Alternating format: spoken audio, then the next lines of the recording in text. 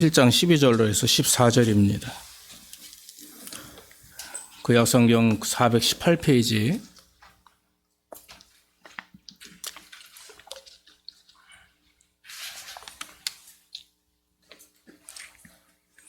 사무엘상 7장 12절에서 14절.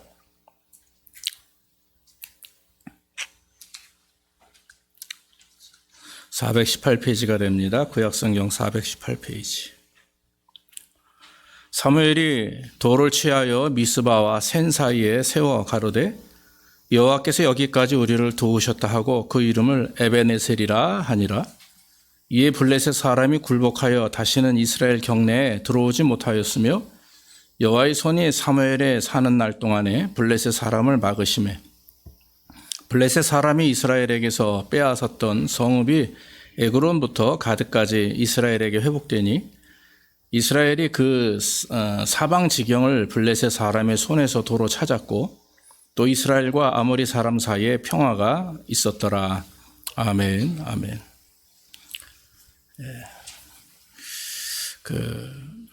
어느 날 과학자들이 하나님을 찾아갑니다. 하나님을 찾아가서 우르르 몰려가는 거예요. 몰려가서 하는 말이 하나님께 이렇게 얘기하죠.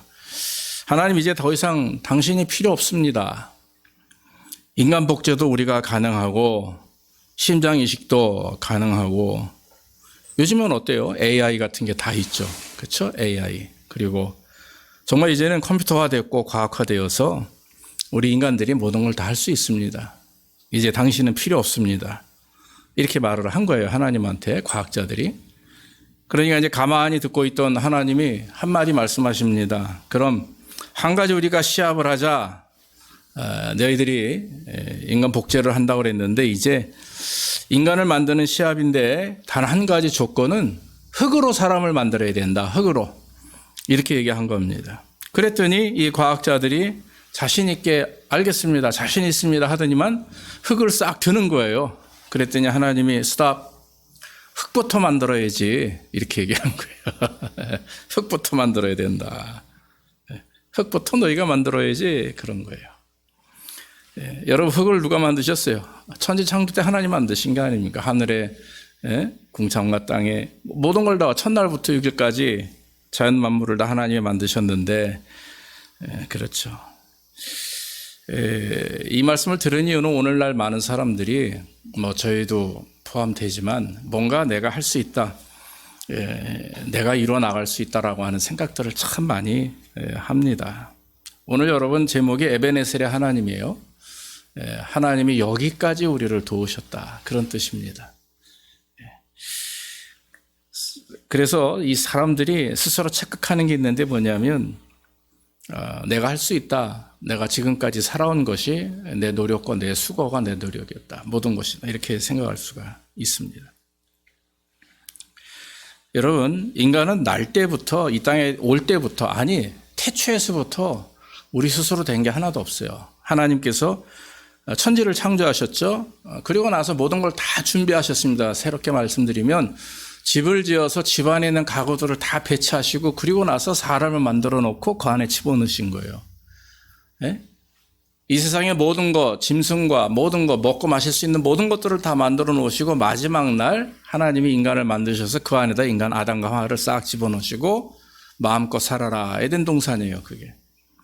마찬가지로 저와 여러분들의 인생이 이 땅에 와서 우리 스스로 우리 힘으로 우리 노력으로 가능한 것이 아니고 하나님이 인도하신가 계획 속에서 이루어지는 줄로 믿습니다.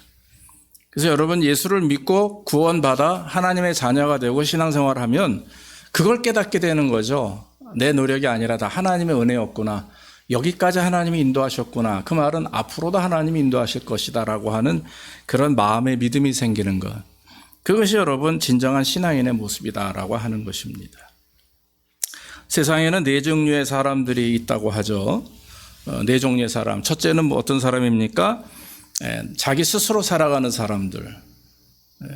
신을 인정하지 않아요. 하나님뿐만 아니라 세상에 있는 모든 종교를 인정하지 않고 그저 내 힘으로 내 능력으로 살아가는 무신론자들이 있습니다. 또 두 번째는 하나님을 알되 잃어버리고 사는 사람들이 있어요. 하나님을 알아요. 뭔가 신이 있는 걸 알고 창조자가 있는 걸 알지만 그런 어떻습니까? 자기 생각대로 살아가는 사람들이 있어요. 그리고 세 번째는 하나님을 믿고 살아가는 사람들이 있습니다. 하나님을 믿고 사는 사람들. 신앙생활하는 사람들이에요. 예. 그래서 주일날 교회 가고 또 하나님을 섬기는 사람들이 있어요. 근데 마지막에 한 사람이 더 있습니다. 어떤 사람이냐? 하나님께 감사하는 사람이 있어요. 감사. 항상 감사하는 사람. 슬프나 기쁘나 잘되나 잘못되나 거기에 감사가 빠지지 않아요. 예. 현재 여러분 우리의 모습이 모두 하나님 은혜라고 생각을 하고 힘들건 어렵던 작건 크던 간에 우리 인생에서 일어나는 모든 일들 속에 거기에 핵심은 주관자는 누구냐? 바로 하나님이다라고 하는 사실을 믿고 의지하며 그 가운데서 감사하는 사람은 하나님 앞에 복을 받습니다. 할렐루야. 예, 복을 받아요. 이스라엘 사람들 하면 여러분 어떻습니까? 뭐 창세기부터 시작돼서 성경에 나와 있는 정말 그 이스라엘 민족들, 지금도 이스라엘 사람들 있지 않습니까? 지금은 그 사람들이 예수를 믿지 않죠. 오직 구약의 성경과 모세오경과 하나님만 믿는 사람들이에요. 그 구약의 율법의 하나님만 믿는 사람들. 아직도 메시아가 오지 않았다고 생각하고 늘 성전에 가서 머리를 흔들며 참 율법을 외우며 기도하는 사람들. 어떻게 보면 참 무지하죠. 이미 예수님이 이 땅에 오신 지가 2000년이 넘었는데도 불구하고 그러고 있습니다. 그런데 이스라엘 사람들이 과거의 구약 성경을 보면 얼마나 복을 많이 받았는지 몰라요.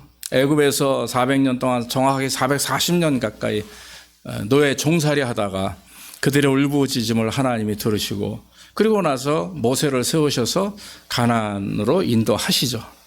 인도하시는 여정 속에 원망하고 불평합니다. 살려줄 때는 감사하는데 애굽 군사들이 쫓아오면 막 죽겠다고 또 아우성 홍해가 가로막히면 또 아우성 물 없다고 또 원망하고 마실 거 없다고 또 원망하고 돌아보면 꼭 우리 같아요. 그렇죠? 우리도 그렇지 않습니까? 잘 기쁨으로 살다가 부족하면 낙심하고 원망하고 심지어는 하나님이 계신가 안 계신가 뭐 하나님이 나를 사랑하시나 뭐 이런 생각을 하면서 살아가는 일들이 얼마나 많이 있는지 몰라요.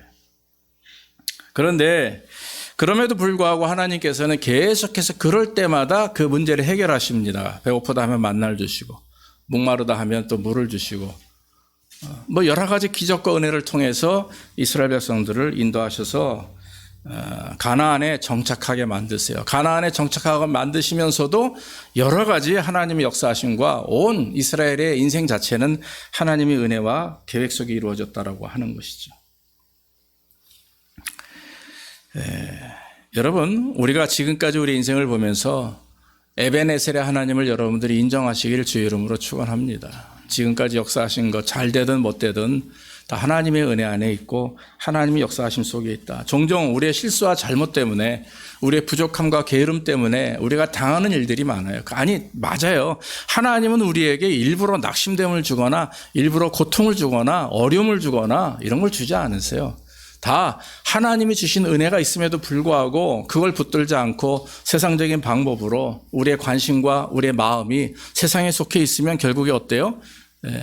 하나님의 은혜를 누리지 못하기 때문에 결국에는 하나님과 담을 쌓게 되고 또 인격적인 교제가 끊어지게 되고 나면 뭐가 옵니까? 마귀는 그 틈을 타가지고 들어와서 우리를 넘어뜨리고 또 우리로 하여금 실망케 하고 낙심케 하고 원망하게 하는 것. 그게 바로 우리의 잘못이지 누구 잘못이겠어요? 하나님께서 여기까지 도우셨다. 여러분 앞으로도 도우실 것이다. 이런 믿음을 가지고 아무리 여러분 우리가 힘들고 어려워도 하나님만 의지해야 될 줄로 믿습니다. 오늘 성경 내용에 보면은 거기에서 이제 에베네셀의 하나님에 대한 말씀이 기록되어 있는데 과연 그러면 에베네셀의 하나님이라고 하는 말씀 안에는 어떤 은혜가 있는가 보면 제일 먼저 여기 성경 말씀 보니까 보호하시는 은혜가 있어요. 우리를 도우셨다 하면서 보호하시는 은혜가 있는데 오늘 본문을 좀 앞으로 가서 오늘 7장인데 그 5장 열왕기상 이제 사무엘상 5장의 내용을 보면은 이스라엘 백성들이 하나님을 잘 섬기지 않고 영적인 타락을 경험하게 돼요. 그러면서 블레셋 사람들의 공격을 받고 심지어는 하나님의 법궤를 빼앗겨 버립니다. 하나님의 법궤는 이스라엘의 핵심이에요. 이스라엘의 그 신앙의 중심이고 핵심입니다. 하나님의 법궤라고 하는 것은 언약궤, 하나님의 임재를 상징하는 그 언약궤 아닙니까? 근데 그걸 빼앗겨 버렸어요. 이 블레셋 사람들이 하나님의 법궤를 뺏어가지고 그리고 자기 지역으로 가져가서 어디다 놨냐 하면은 그 자기들 블레셋 사람들이 섬기는 다곤신이라고 하는 게 있습니다. 다곤신. 근데 다곤 신의 그 신전 옆에 거기 옆에다 갖다 놓은 거예요. 즉 다곤 신상 옆에다 갖다 놓은 겁니다. 근데 그것을 관리하는 아스롯 사람이 일어나가지고 그 다곤 신에 가가지고 신전에 가서 딱 보니까 신상 옆에 여호와의 궤 앞에 뭐니까 다곤 신이 이렇게 꼬꾸라져 있는 앞으로 엎어져 있는 거예요. 여호와의 궤가 여기 있고 하나님의 궤가 여기 있고. 네. 그런데 이거 왜 이렇게 돼 있지? 신전이 누가 이거 건들지 않으면 넘어질 수가 없는 건데 그게 엎어져 가지고 이 코가 땅에다 있는 거예요. 이상하다 싶어서 이제 그 다음날 다시 세워놓고 다시 갔더니 이번에는요 엎어진 것뿐만 아니라 모가지하고 팔뚝이 다 잘려나간 거예요. 몸뚱아리만 있는 거예요. 그때 깜짝 놀란 거죠. 그 다음에는 하나님께서 이 아스타롯 신전에 그 지역에 독종을 내리십니다. 그래서 오늘 그 사무엘상 5장 6장 넘어가 보면 이 사람들에게 독종, 이 전염병과 같은 그런 병이 다 온몸에 정말 뭐 이 전염병과 같은 다 병을 생기게 돼서 그 지역에 있는 많은 사람들이 심각한 고통과 죽음을 당하게 되는 거죠. 그래서 사무엘상 5장 6절로 7절에 보면은 여호와의 손이 아스돗 사람에게 엄중히 더하사 독종의 재앙으로 아스돗과 그 지경을 쳐서 망하게 하니 아스돗 사람들이 이를 보고 가로되 이스라엘 신의 궤를 우리와 함께 있게 못할지라 그 손이 우리와 우리 신 다곤을 친다 하고 이랬어요. 아는 거예요. 하나님의 법궤를 자기네 신전 안에 놨는데 자기가 믿는 그 신상이 넘어지고 깨지고 목이 잘려나가는 걸 보면서 저 하나님의 이스라엘의 신인 저 하나님의 법궤를 저기다 놓으면 안 된다 하고 그때서 비로소 깨달았다는 거죠. 그리고 나서는 블레셋 사람들이 그 하나님의 법궤를 순순히 그냥 이스라엘 사람들에게 돌려줍니다. 더 가지고 있었다간 아주 블레셋 민족이 멸망할 지경인 거예요. 그러니까 돌려보내는 거죠. 이스라엘 사람들이 블레셋으로부터 하나님의 법궤를 받은 이후에 이제 사무엘이 하나님 앞에서 이스라엘 백성들을 향해서 외칩니다. 다 미스바로 모여라. 미스바. 그 지역입니다. 미스바로 모여라. 모여서 우리가 하나님께 간절히 회개하고 기도하자. 하나님이 온전한 믿음을 가지고 하나님을 섬겨야 되는 이스라엘 백성들이 영적으로 타락하고 싸우고 다투고 난리를 치니까 블레셋 사람들을 끌어서 이스라엘 백성들로 하여금 깨닫게 하신 거죠. 그리고 나서 블레셋 사람들이 그 하나님의 법궤를 다곤 신상 옆에 놨을 때 하나님이 역사하신 거 아닙니까? 그러니까 블레셋 사람들조차도 하나님이 어떤 분이며 능력의 하나님이며 무서운 하나님이며 심판의 하나님임을 아는데 하물며 하나님의 백성들이 이스라엘 백성들이 그렇게 잘못하고 부족하고 영적으로 타락하고 하나님을 없인 여김에도 불구하고 자기의 부족함을 깨닫지 못하는 거예요.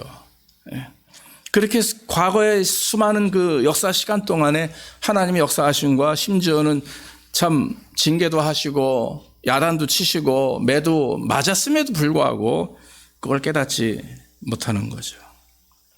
그때 사무엘이 이스라엘 백성들을 향해서 미스바에 모이도록 얘기를 합니다. 여기 오늘 사무엘상 7장 5절부터 보면 사무엘이 가로되 온 이스라엘은 미스바로 모이라. 내가 너희를 위하여 여호와께 기도하리라 하매 그들이 미스바에 모여 물을 길어 여호와 앞에서 붓고 그날에 금식하고 거기서 가로되 우리가 여호와께 범죄하였나이다 하니라. 회개하기 시작을 한 거예요. 그러면서 하나님 앞에 회개하며 영적 각성을 일으킨 것입니다. 그런데 그 와중에 이스라엘 즉 블레셋 사람들이 공격을 해온 거예요. 그때 하나님께서 물리쳐 주시죠. 우레를 바라고 번개가 치고 천둥번개 치면서 블레셋 사람들이 막 혼미할 때 그때 이스라엘 사람들이 그들을 다 물리쳐서 승리케 됩니다. 이 모든 은혜, 정말 하나님이 적으로부터 보호하시고 원수로부터 보호하시는 그 은혜를 감사하는 마음으로 사무엘이 승리한 다음에 돌을 취해서 오늘 미스바와 센 사이에 세우고 그곳을 에베네셀이라 이렇게 명했어요. 그 에베네셀의 뜻은 여호와께서 여기까지 우리를 도우셨다 하는 말입니다. 여러분, 오늘날 우리의 삶을 돌아보면 얼마나 우여곡절이 많습니까? 여러분, 힘들고 어렵습니다. 우리가 다 알죠. 코비드 이후에 더 심각해지는 우리의 모습들, 더 피폐해지는 우리의 모습들. 코비드 상황에 얼마나 많은 부부들이 싸움을 많이 해서 이혼을 하는지, 살인 사건도 많았고 이 한 3년 동안에 사실 드러나지 않았지만 굉장한 그런 안 좋은 일들, 어려운 일들이 참 많이 있었어요. 전쟁도 지금 일어나고 있고 아직도 끝나지도 않고 이런 모습을 보면서 저와 여러분들 이런 세상에 돌아가는 모습들을 볼 때 과연 그것만 거기에 관심을 가지고 그것을 판단할 게 아닙니다. 우리 안에 우리 자신의 모습과 우리의 나약함과 우리의 연약함을 이제 하나님 앞에 고백하고 해야 될 일은 뭐예요? 회개하는 일이에요. 회개하는 일. 회개하고 돌이켜서 우리의 문제와 우리의 어떤 삶의 어려움이 과연 어떤 것인가. 그리고 하나님께서 그럼에도 불구하고 끌고 나가시는 은혜가 있잖아요. 우리의 가정과 우리 교회와 여러분들 개인을 하나님 이렇게 끌고 나가시는 은혜가 있어요. 저도 얼마나 많은 은혜를 경험하는지 모릅니다. 여러분, 그때 시편 기자 다윗은 그 환난과 어려움 속에서, 다시 말하면 아버지와 같은 존재인 사울 왕이 자기를 죽이려고 하고 수많은 적들이 자기를 정말 몰아세우고 할 때 다윗이 시편 23편 4절에 뭐라고 얘기해요? 내가 사망의 음침한 골짜기를 다닐지라도 해를 두려워하지 않는 것은 주께서 나와 함께 하심이라. 주의 지팡이가 막대기가 나를 안위하시나이다. 이건 보호하시고 인도하신다라고 하는 뜻이에요. 사랑하는 여러분, 그러므로 저와 여러분들이 보호하시는 하나님 은혜를 믿고 의지하기를 주의 이름으로 축원합니다. 그래서 여러분, 과거에 머물리지 말고 현실 속에서 믿음으로 하나님을 의지해야 되는 것이죠. 또 오늘 14절에 보면 블레셋 사람들이 이스라엘에서 빼앗았던 성읍이 에글론으로부터 가드까지 이스라엘에게 회복됐다. 그랬어요. 회복됐다. 이 에베네셀의 의미는 하나님이 우리를 회복해 주신다라고 하는 의미가 있습니다. 여러분, 회복이라는 말이 무엇입니까? 잃어버린 것을 되찾는 거예요. 잃어버린 것을 되찾는 것. 회복이라는 말은 무너진 것을 세운다라고 하는 의미도 있습니다. 즉 우리에게 가장 필요한 것은 회복이에요. 할렐루야, 회복. 새롭게 되는 것입니다. 잃어버린 것을 되찾는 거예요. 내 믿음을 잃어버렸으면 믿음을 되찾아야 돼요. 내 열정을 잃어버렸으면 열정을 되찾아야 돼요. 내가 사랑을 잃어버렸으면 사랑에 대한 것을 되찾아야 됩니다. 우리 교회와 우리 가정과 우리 개인과 여러분들의 모든 삶의 영역 속에서 과연 무너져 내린 것이 뭐예요? 이거 빨리 되찾아야 됩니다. 어떻게 되찾습니까? 오늘 성경 말씀밖에 없어요. 하나님의 능력에 의해 하나님의 참으로 인도하심에 힘입어 우리 자신을 돌아보면서 오늘 이스라엘 백성들과 사무엘이 했던 게 뭡니까? 미스바에 모여서 금식하며 기도하는 것밖에 없다라고 하는 거죠. 하나님께서 우리가 잃어버린 것 되찾아야 됩니다. 제가 말씀드렸죠. 얼마 전에 기도원에 가서 기도하는 가운데 기도를 하는데 기도가 안 되는 거예요. 그날따라 또 막 그 기도원 안에 사람들이 꽤 많았어요. 그래가지고 시끄럽고 애들이 막 그 기도처 뒤로 돌아다니고 그러다가 이제 기도가 되기 시작하면서 찬양을 듣는데 요즘 찬양은 은혜가 안 되더라고요. 전혀. 근데 제가 대학 시절에 경배와 찬양이라고 하는 것이 한국에 굉장히 붐이었었어요. 그 경배와 찬양, 그 하용인 선교사님이 인도하는 그 1995년도, 94년도 그 현 상황 중계 한 2시간짜리를 제가 틀어놓고 찬양을 들으면서 묵상하는데 갑자기 그 옛날 제가 막 하나님 앞에 헌신하고 뜨거웠고 정말 교역자 시절, 부교역자 시절에 전도사 시절에 또 부목 시절에 정말 열심히 하나님만 바라보며 뛰었던 기도했던 그 시대가 접목이 되면서 막 하염없이 눈물이 쏟아지기 시작을 하는 겁니다. 그러면서 마음이 굉장히 많이 회복이 됐어요. 그래서 여러분 무너진 것을 되찾는 방법은 하나님의 은혜밖에 없어요. 하나님께서 나에게 주셨던 은혜, 하나님께서 나에게 베푸셨던 그런 사랑, 내가 그 하나님의 은혜만을 바라보고 사랑을 바라보면서 믿음으로 하나님만 바라봤던 그 시기.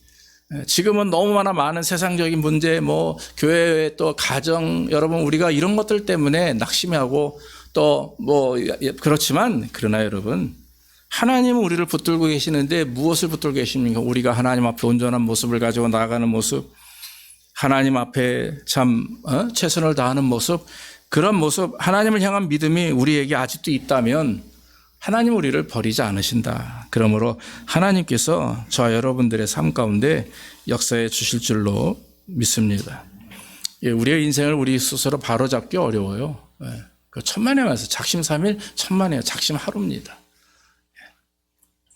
그러나 여러분 중요한 것은 현실 속에서 우리가 지금 예배드리고 아멘하고 또 우리가 신앙생활을 잘 마음 먹지만 중요한 건 이 교회를 떠나서 여러분 가정에 가서 딱 차 타고 나가면서 시작돼야 돼요. 예전에 여러분 우리 교회 다니던 분들 보면 그냥 예배 때 잘 은혜로운데 나가자마자 담배 딱 입에다 물고 불 붙이는 분들 내가 몇 번 봤어요. 어느 분이 그랬어요. 여자분이. 연세 드신 분이. 마음이 아픈 거예요. 그것이 그렇게 근데 목회자 입장에서 참 그렇더라고요. 여러분 삶이 변화되지 않으면, 내 말과 행동이 변화되지 않으면 소용이 없어요. 그러므로 여러분 우리가 하나님께서 나와 함께 하심을 믿으면 여러분 우리는 눈에 보이는 것들로 인해서 낙심하면 안 됩니다. 심지어 여러분 예수님은 원수까지도 사랑하셨어요. 우리가 원수입니다. 예수님의 원수. 그렇죠. 우리는 예수님이 십자가에 못 박아 죽인 사람들이에요. 우리는. 우리의 죄 때문에 예수님이 죽으셨어요. 그러면 우리가 예수님의 은혜로 말미암아 구원받았으면 예수님의 말씀을 따라야지. 예수님이 뭐라고 그래요? 원수도 사랑하라. 원수까지 사랑하라 말씀하셨어요. 왜냐하면 당신이 그렇게 하셨기 때문에 우리도 그 그리스도의 은혜와 능력에 힘을 입고 나가면 원수까지도 사랑할 수 있는 거예요. 사랑하는 여러분, 하나님이 우리에게 원하시는 것, 나와 만나자, 나와 교제하자, 이것을 원하시는 줄로 믿습니다. 우리가 회복되기 위해서는 제일 먼저 하나님의 은혜를 다시 한번 돌이켜 봐야 됩니다. 보호하시는 은혜, 회복하신 은혜를 돌아보면서 내가 하나님 앞에 온전할 때의 모습, 그것을 회상해 보고 또 나아가서 지금 하나님이 나에게 원하시는 것이 하나님과의 회복, 관계를 회복하는 것이다라고 하는 것을 깨닫기를 바랍니다. 누가복음 5장에 보면은 거기 베드로와 이제 형제들이 고기를 잡다가 아무것도 밤새도록 잡지 못하고 밖에 나와서 이제 그물을 이렇게 깁죠. 그물을 쓰고 나면 정리해야 되지 않습니까? 이제 그물을 정리하는 그 때에 예수님 오셨어요. 그러면서 이렇게 보면서 고기를 많이 잡았습니까? 그랬더니 이 사람들이 아무것도 잡지 못했습니다. 그래. 그러면 깊은 데로 가서 그물을 내리셔. 깊은 데로 가서. 근데 여러분 우리가 상식적으로 알다시피 이 갈릴리 호수는 깊은데 고기가 안 잡힌대요. 저도 나중에 공부하면서 알았어요. 근데 거꾸로 말해 깊은 데로 가서 그물을 내리라. 근데 성경은 뭐라고 그러냐면 5절에 이렇게 얘기합니다. 밤이 맞도록 내가 수고하였으되 얻은 것이 없지만은 당신의 말씀에 의지해서 내가 그물을 내리리이다. 그리고 나서 베드로는 얕은 데 가서 그물을 내리지 않고 예수님의 말씀대로 깊은 데 가서 그물을 내리자. 무조건 순종한 겁니다. 그랬더니 그물에 너무 많은 고기들이 잡혀 그물이 찢어지게 되었다. 그랬어요. 그리고 나서는 배가 이제 무추로 나오는데 베드로의 마음이 뜨거워진 겁니다. 참을 수가 없어요. 그래서 배가 땅에 닿기 전에 뛰어내려가지고 막 주님 앞에 나가서 머리를 주님 무릎에 발 앞에 조아리고 주님 저는 죄인입니다. 저를 떠나시옵소서. 그래요. 이상하죠? 고기를 많이 잡게 했으면 감사합니다. 그러고 해야 되는데 뛰어와가지고 하는 얘기가 저는 죄인입니다. 내가 추악하고 더러운 존재이니 나를 떠나십시오. 여러분 예수님의 은혜를 경험하게 되면 제일 먼저 우리 그리스도인들이 하는 은혜가 있어요. 그게 뭡니까? 회개하는 겁니다. 회개예요. 진정으로 회개할 때 하나님의 역사가 일어나고 진정으로 회개하고 하나님의 영광을 받아들일 때 진정한 구원과 은혜가 있는 줄로 믿습니다. 믿음으로 말미암아 구원을 얻어요. 구원을 얻으면서 하나님께서 우리 안에 우리가 주님을 영접할 때 오는 은혜는 우리의 자신의 부족함을, 그런 겁니다, 여러분. 깜깜한 내 마음이 깜깜해. 죄로 말미암아 깜깜해졌어요. 내 스스로는 빛이 없는 거지, 나에게는. 그런데 예수님이 나에게 오셔가지고 내 마음에 오셔서 나를 비추시니까 내가 보는 거예요. 그 주님의 은혜로, 주의 말씀으로 내 안에 있는 그 더러운 죄들을 다 보는 겁니다.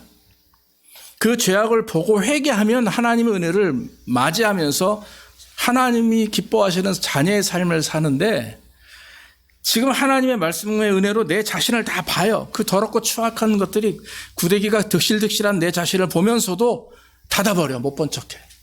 하나님의 은혜를 느끼고 말씀을 들었음에도 불구하고 내 고집과 내 아집과 내 경험과 내 욕심 때문에 닫아버리면 그 사람은 결국 어때요? 계속 그렇게 사는 거예요. 엉망으로 고통받으며 사는 겁니다.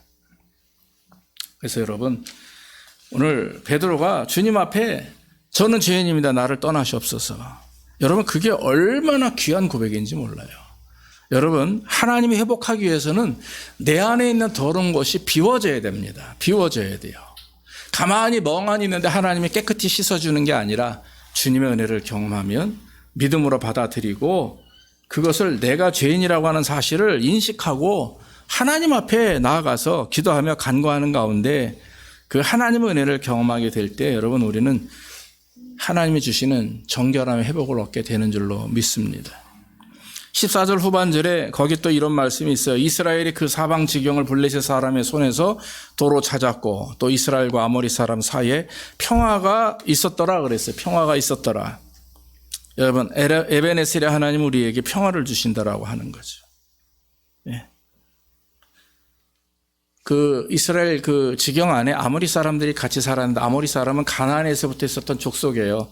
다 내몰았었어야 돼요. 옛날에 사실은 다 내몰고 아예 이스라엘 백성들만 살아야 되는데, 이 여호수아와 또한 그 이스라엘 백성들이 가나안에 정착한 다음에 하나님의 뜻을 무시했어요. 하긴 했어요. 근데 꼭 1%씩 남겨놨어. 199%는 다 물리쳤는데 힘센 사람, 병기 드는 자, 뭐 물건만, 뭐 군사 어떤 그런 무기를 만드는 자들, 뭐 이쁜 여인들 막 조금씩 남겨놓은 거예요. 자기의 어떤 그런 그 이익을 위해서. 근데 결국 그 사람들 때문에 우상 숭배가 들어오고 문제가 생기고 했던 거죠. 근데 하여튼 아모리 족속들이 그랬던 것 같아요. 근데 안에서부터 계속 그 집안 싸움이 일어나는 겁니다. 그 지역에서. 근데 이런 하나님의 역사하심을 보고 아모리 사람들도 느꼈겠죠. 당연히 이스라엘 사람들도 느낀 겁니다.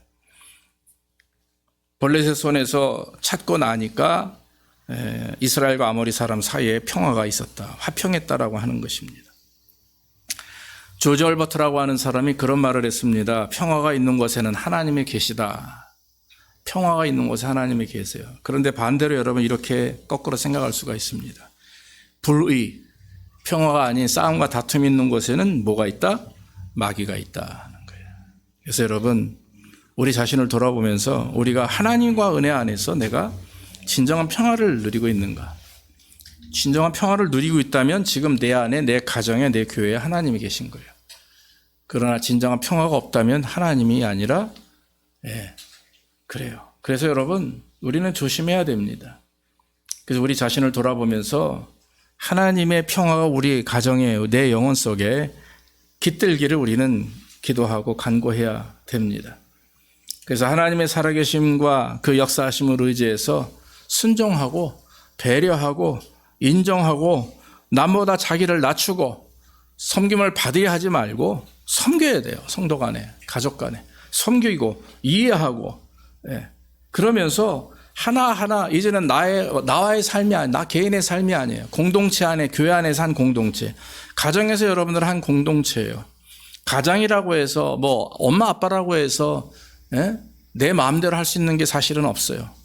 정말 믿는 자라면 하나님의 은혜 안에서 하나님은 우리 가정의 주인이 되시고 우리도 동일한 가족 식구로서 그 안에서 서로 이해하며 사랑하며 섬기며 하나님 앞에 나아가는 거지. 그게 가정을 온전히 세워나가는 겁니다.